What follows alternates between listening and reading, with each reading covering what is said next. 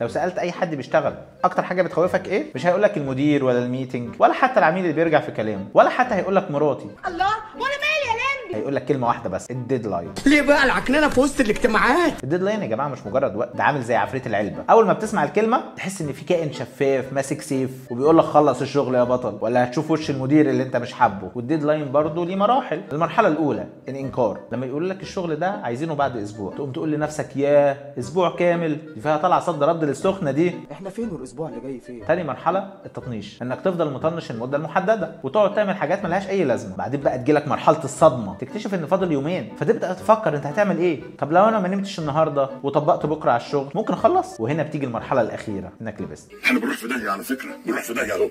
تلاقي نفسك ماسك كوبايه القهوه في ايد وفي الايد التانيه الماوس وعينك على الساعه ودماغك شغاله، بس في حاجه واحده مش بتتغير، الكلمه اللي بتقولها كل دقيقه، يا رب اخلص الشغل يا رب اخلص الشغل. طب ما كان من الاول يا حبيبي. دعونا ننسى أخطاء الماضي ونعمل أخطاء جديدة. وفي الاخر بتلاقي نفسك بتسلم الشغل قبل الديدلاين ب5 دقايق وتاخد نفس عميق وتقول والله كان سهل، بس من جواك انت عارف اللي فيها. ما هو برضو يا جماعه الديدلاين مش بيجري لوحده، انت اللي لازم تبطل تجري. ابدا شغلك بدري عشان تريح دماغك، ولا فاكرين الناس كلها بتاكلها بالساهل؟